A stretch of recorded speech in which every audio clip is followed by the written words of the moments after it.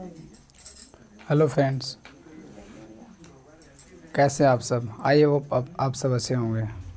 आज हम लेके आए हैं क्लास 10 का एग्ज़ाम 2023 के लिए साइंस का चैप्टर 3 यानी चैप्टर 3 में जो आपका है, एक भी ऐसे इसमें से क्वेश्चन एक भी आपके बाहर से आने वाला नहीं है। एक सारे क्वेश्चन जो है एक नंबर के वाले जितने क्वेश्चन आते हैं वो आपके सब इसी के अंदर से आएंगे और सारे चैप्टर का निचोड़ कर इसमें हम बनाए हैं क्वेश्चन को, और आपका इसी से सारा एग्ज़ाम में आने वाला है।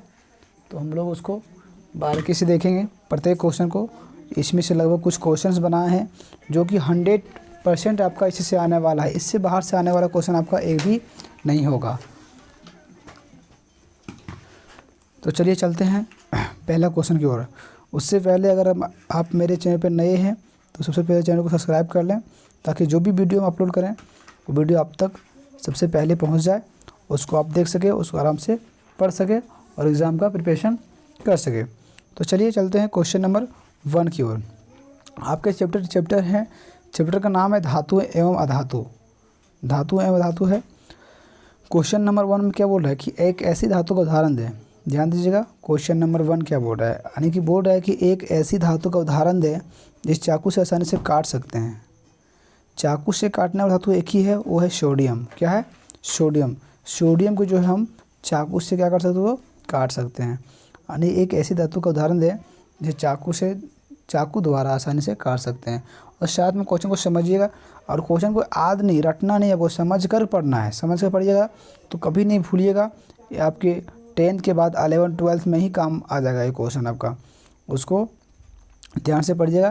क्वेश्चन ये रटिएगा नहीं है, समझ के पढ़िएगा और उसको आप ध्यान से पढ़िएगा। क्वेश्चन नंबर 2 क्या बोल रहा है, एक ऐसी धातु का नाम लिखे जो ऊष्मा का सर्वोत्तम चालक है। ऊष्मा का जो सर्वोत्तम चालक क्या है, वो है सिल्वर। क्या है? सिल्वर। यानी एक ऐसे धातु का नाम लिखे जो ऊष्मा की सर्वोत्तम चालक है। यानी वो जो सिल्वर में जो होता है, ऊष्मा जो होता है क्या होता है, उसका गुण जो है आपका चालक वो ज़्यादा होता है। ठीक है। क्वेश्चन नंबर 3 में देखेंगे, एक ऐसे धातु का नाम लिखें जो ऊष्मा की अल्पतम चालक है। यानी अल्पतम मतलब होता है कम। ठीक है। वो होता है पीबी लेन, इसको बोलते हैं सीसा। क्या बोलते हैं? सीसा। पीबी को बोलते हैं सीसा बोलते हैं। यानी एक ऐसे धातु का नाम लिखें जो ऊष्मा की अल्पतम चालक होती है, यानी बहुत ही कम होती है। ठीक है। तो चलिए चलते हैं क्वेश्चन नंबर 4 की ओर। क्वेश्चन नंबर 4 में क्या बोल रहा है, एक ऐसी धातु का नाम लिखें जो विद्युत का सुचालक होता है। ध्यान दीजिएगा, विद्युत का सुचालक होता है अधातु का नाम। ये होता है ग्रेफाइट। क्या होता है? ग्रेफाइट। सुचालक क्या होता है? विद्युत का सुचालक पूछा है तो ये होता है ग्रेफाइट। क्या होता है? ग्रेफाइट। क्वेश्चन नंबर देखेंगे हम लोग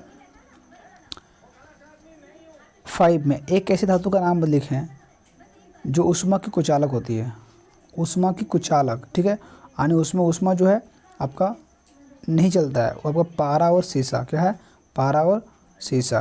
क्वेश्चन नंबर 6 में, दो धातुओं के नाम बताएं जो प्रकृति में मुक्त अवस्था में पाई जाती है। एक है सोना, प्लेटिनम। यानी बोल रहा है कि दो धातुओं के नाम बताएं जो प्रकृति में मुक्त अवस्था में पाई जाती है। ये जो है आपके मुक्त अवस्था में पाई जाती है, वो है सोना और प्लेटिनम। क्वेश्चन नंबर 7 में, एक ऐसी धातु का नाम बताएं जो कमरे के ताप पर द्रव्य होती है। कमरे के ताप पर द्रव्य होती है, वो है पारा। क्या है? पारा। Hg। इसको डिनोट करते हैं हम लोग Hg से। एक ऐसी धातु का नाम बताएं जो कमरे के ताप पर द्रव्य होती है। क्वेश्चन नंबर 8 क्या बोल रहा है, एक ऐसी अधातु का नाम बताएं जो सामान्य ताप पर द्रव्य अवस्था में पाई जाती है। सामान्य ताप पर द्रव्य अवस्था में पाया जाता है, वो है ब्रोमीन। क्या है? ब्रोमीन। ठीक है। उस धातु का नाम बताएं जो विद्युत के प्रवाह का तीव्र प्रतिरोध है।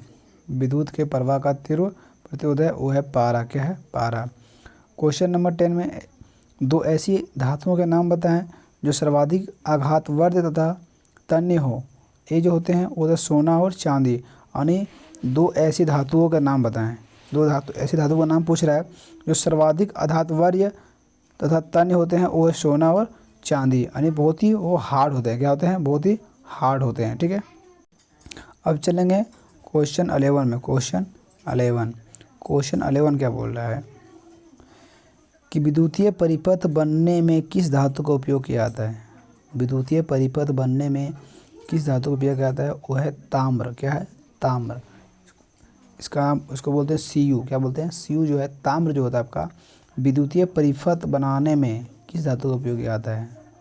ठीक है, यानी विद्युतीय परिपथ का मतलब होता है रास्ता। ठीक है, उसमें ताम्र का प्रयोग करते हैं। क्या प्रयोग करते हैं? ताम्र का। क्वेश्चन नंबर 12, किन्हीं दो मेटालाइडस तत्वों का नाम लिखें। किन्हीं दो मेटालाइडस तत्वों का नाम लिखें। वो है सिलिकॉन, जर्मेनियम। इसको आप याद कर लीजिएगा, सिलिकॉन एंड जर्मेनियम होते हैं वो मेटालाइडस तत्वों का नाम है वो। ठीक है, क्वेश्चन नंबर 13 में सबसे कम ऊष्मा चालकों का नाम बताएं। शीशा में पारा, यानी सब में जो है आपका ऊष्मा बहुत ही कम चलता है। क्या चलता है?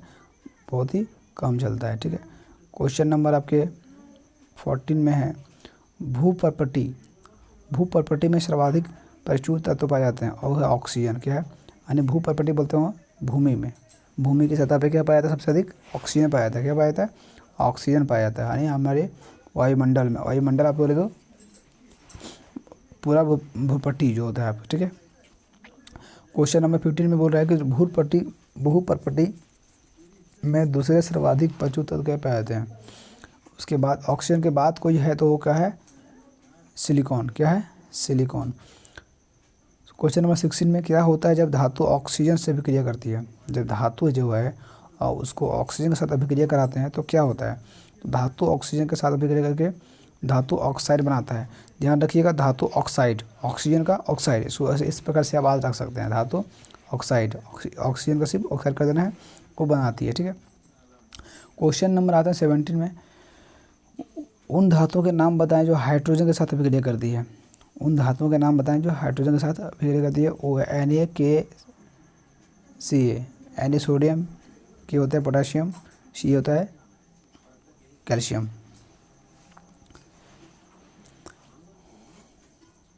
सॉरी, कैल्शियम नहीं, NaKCa। दो धातुओं के नाम बताएं जो तनु अम्ल से हाइड्रोजन को विस्थापित करती है। वो मैग्नीशियम है और जिंक है। क्या है? Mg और Zn। क्या है? मैग्नीशियम और जिंक। 19 में दो धातुओं का नाम बताएं जो तनु अम्ल से हाइड्रोजन को विस्थापित नहीं कर सकती है। यानी दो धातुओं का नाम पूछा है जो तनु अम्ल से हाइड्रोजन को विस्थापित नहीं कर सकती है। वो है Cu, Au। क्या है? Cu, Au। क्वेश्चन नंबर 20 में धातु एवं हाइड्रोजन के बीच अभिक्रिया को प्रदर्शित करने के लिए समीकरण लिखें। इसमें बोल रहा है समीकरण लिखने के लिए कि क्या बोल रहा है कि आपका धातु एवं हाइड्रोजन की अभिक्रिया को प्रदर्शित करने के लिए समीकरण लिखें। एक धातु लेते हैं Ca प्लस हाइड्रोजन लेते हैं तो क्या बनता है? CaS2। CaS2। ठीक है, क्वेश्चन नंबर आ जाते हैं आपके 21 में, क्या होता है जब कोई धातु किसी तनु अम्ल के साथ अभिक्रिया करती है। यानी कोई धातु जो है तनु अम्ल के साथ अभिक्रिया करती है तो क्या होता है? इस अभिक्रिया में धातु के लवण तथा हाइड्रोजन गैस का निर्माण होता है। अगर ऐसे में अभिक्रिया करवाते हैं तो क्या होता है? लवण एवं हाइड्रोजन गैस का निर्माण होता है। यानी उदाहरण Zn जिंक 2HCl, इसको होता है ZnCl2। ठीक है, प्लस हाइड्रोजन। कौन सी, क्वेश्चन नंबर 22, कौन सी धातुएं भाप के साथ अभिक्रिया नहीं करती है? कौन सी धातु है जो भाप के साथ अभिक्रिया नहीं करती है? वो है शीशा, कॉपर, चांदी एवं सोना कभी भी भाप के साथ अभिक्रिया नहीं करती है। ठीक है, अभिक्रिया मतलब जब भी ये सब को शीशा, कॉपर, चांदी को गर्म करेंगे तो उसमें भाप नहीं निकलता है। भाप आपके बहुत ही कम निकलेंगे, भाप निकलेंगे ही नहीं, सबसे पहली बात। क्वेश्चन नंबर 23 में कौन सा धातुएं एवं हाइड्रोक्लोरिक अम्ल के साथ तेजी से अभिक्रिया करती है? वो है मैग्नीशियम। क्या है? मैग्नीशियम। कौन सी धातुएं तनु हाइड्रोक्लोरिक अम्ल के साथ तेजी से अभिक्रिया करती है? वो है मैग्नीशियम। अब आते हैं क्वेश्चन नंबर 24 में, आपने किस धातु के साथ सबसे अधिक ताप रिकॉर्ड किया है? यानी एक क्वेश्चन जो आप उसको प्रैक्टिकल के तौर पर देख सकते हैं कि आपने किस धातु के साथ सबसे अधिक ताप रिकॉर्ड किया है? वो है मैग्नीशियम। मैग्नीशियम जो है बहुत ज़्यादा गर्म होता है, बहुत ज़्यादा ताप होता है उसमें। ठीक है, और आपका आता है इसमें दो आघातवर्य धातुओं का नाम लिखिए। वो है सोना और चांदी। दो धातु वाली धातु का नाम लिखें, वो है सोना और चांदी। क्वेश्चन नंबर आते हैं आपके 26 में। क्वेश्चन नंबर 26 क्या बोल रहा है कि ध्वनिक सोना रस, ध्वनिक इसको बोलते हैं मतलब सोना रस किसे कहते हैं? वे धातुएं जो कठोर सतह से टकराने पर आवाज़ उत्पन्न करती है उसे सोना रस कहते हैं। यानी वे धातुएं जो कठोर सतह से, कुछ भी ठोस सतह से टकराने के बाद आवाज़ उत्पन्न करती है उसको सोना रस बोलते हैं। क्या बोलते हैं? सोना रस बोलते हैं। ठीक है। क्वेश्चन नंबर 27, अनुरूप अपरूप किसे कहते हैं? अपरूप देखिए, अब बोल रहा है अपरूप, बोल रहा है अपरूप किसे कहते हैं? कुछ तत्व कई रूप में पाए जाते हैं, कुछ तत्व जो है उसका कई रूप में पाए जाते हैं। ठीक है। जिनके भौतिक गुणों में तो भिन्नता होती है, उनके भौतिक गुणों में जो होता है भिन्नता मतलब प्रकार अलग अलग भिन्न होते हैं, पर रासायनिक गुण समान होते हैं। भौतिक गुण जो होते हैं वो भिन्न होते हैं, अलग अलग होते हैं, लेकिन रासायनिक गुण जो होते हैं वो सामान्य होते हैं। ये भिन्न रूप अपरूप तथा यह परिघना अपरूपता कहलाती है। क्वेश्चन नंबर 28, आयरन की भाप के साथ अभिक्रिया का रासायनिक समीकरण क्या है? आयरन जो है आपके वो जो भाप के साथ अभिक्रिया होता है उसका रासायनिक सूत्र क्या है, समीकरण क्या है? तो F3Fe + S2, Fe हो गया आयरन, भाप हो गया जल। भाप जो आपका होता है वो जल होता है, तो हो जाएगा Fe3O4 + 4S2, यानी उसमें से अभिक्रिया करने में हाइड्रोजन बाहर निकल जाता है। ठीक है। अब है क्वेश्चन नंबर 29, सबसे अधिक अभिक्रियाशील धातु कौन सी है? सबसे अधिक अभिक्रियाशील धातु कौन सी है? वो है Li और K, लिथियम और आपके है के होते हैं पोटेशियम। चलिए अब चलते हैं क्वेश्चन नंबर 30 होगी, और क्वेश्चन नंबर 30 की ओर चलते हैं। इसमें से आपके क्वेश्चन जो है आपके एक भी इससे क्वेश्चन बाहर नहीं आएंगे, जो भी क्वेश्चन आएंगे आपके इसी के अंदर से आएंगे, ये 100% आपके है। आप उसको आराम से पढ़ें और आप क्वेश्चन को आराम से अगर नोट करना चाहते हैं तो नोट भी कर लें, ताकि क्वेश्चन आपके छूटेंगे नहीं। इससे चैप्टर नंबर 3 से, इस चैप्टर से बाहर से कोई भी क्वेश्चन नहीं आने वाले, सारे क्वेश्चन को निचोड़ कर एक सारे क्वेश्चन तैयार किया गया है। ठीक है। और सारे ये 1 नंबर वाले क्वेश्चन हैं, 1 नंबर क्वेश्चन जो बोलते हैं हम लोग, यानी अति लघु उत्तरीय प्रश्न होता है। ठीक है। अब आते हैं क्वेश्चन नंबर 30 में, धातु के उसके ऑक्साइड से प्राप्त करने के लिए किस रासायनिक प्रक्रिया का उपयोग किया जाता है? धातु को उसके ऑक्साइड से प्राप्त करने के लिए किस रासायनिक प्रक्रिया का उपयोग किया जाता है? वो है अपचयन की प्रक्रिया। क्या है? अपचयन की प्रक्रिया। क्वेश्चन नंबर 31 में, कौन सी धातु आसानी से संक्षारित नहीं होती है? कौन सी धातु जो होते हैं आसानी से संक्षारित नहीं होती है? वो है सोना और चांदी। क्वेश्चन नंबर 32 में, कोई धातु ऑक्सीजन के साथ अभिक्रिया कर उच्च गलनांक वाला यौगिक निर्मित करती है, यह यौगिक जल में विलय है, यह तत्व क्या है? वो तत्व है कैल्शियम। क्या है? कैल्शियम। चलिए चलते हैं 33 में, खाद्य पदार्थ के डिब्बों पर, ध्यान से समझिएगा, खाद्य पदार्थ के डिब्बों पर जिंक की बजाय टिन की परत क्यों होती है? यानी जो भी खाद्य पदार्थ है उसके डिब्बों पर जो होता है जिंक की बजाय टिन की परत क्यों होती है? आप कोई देखे होगा कोई डब्बा में अब जो होते हैं वो होते हैं टिन के बने होते हैं, उस पर जिंक की बजाय टिन का क्यों होता है?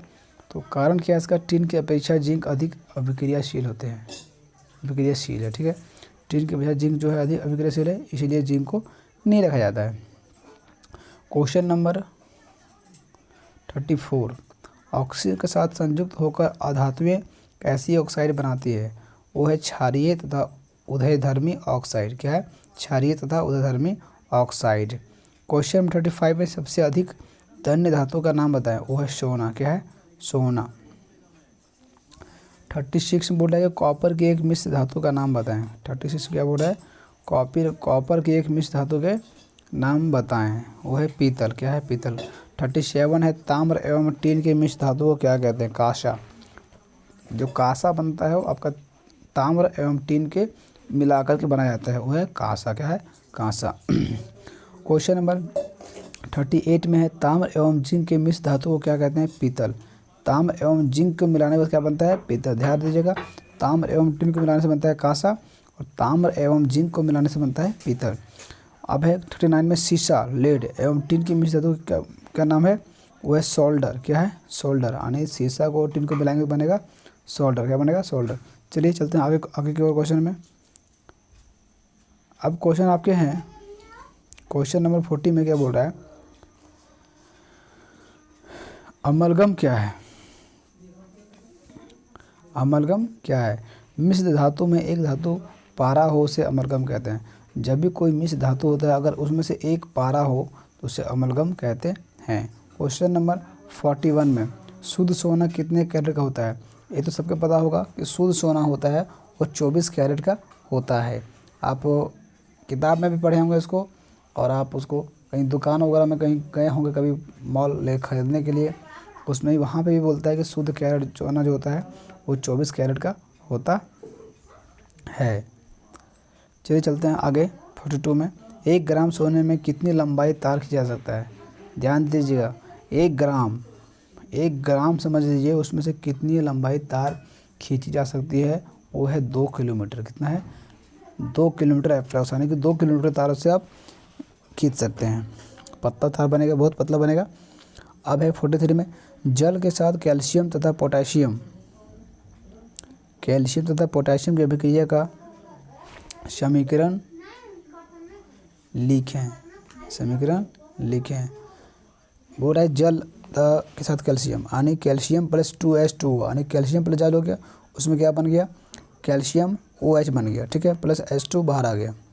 अब सेकेंड नंबर में 2K होता है पोटेशियम का H2, पोटेशियम प्लस धातु जल के साथ अभिक्रिया करेंगे क्या हो जाएगा? 2KOH प्लस H2 प्लस उष्मा, उसमें से बाहर निकलेंगे। 44 में क्या है? अभिक्रियाशील धातु को तनु हाइड्रोक्लोरिक अम्ल में डाला जाता है तो कौन सी गैस निकलती है? आयरन के साथ तनु H2SO4 की रासायनिक अभिक्रिया लिखें। वो निकलती है गैस अभिक्रिया, हाइड्रोजन गैस, लेकिन उसका अभिक्रिया जो होता है वो होता है Fe plus H2SO4। Fe plus H2SO4, इसमें बनता है FeSO4 प्लस H2 बाहर। ठीक है, तो चलिए आज के लिए इतना ही। आज आपके जितने भी क्वेश्चन आपने पढ़ा वो क्वेश्चन आपसे इससे एक भी क्वेश्चन बाहर होने वाला नहीं है। आपके एग्ज़ाम में 100% आने वाले हैं, उसको समझ के आप पढ़ सकते हैं।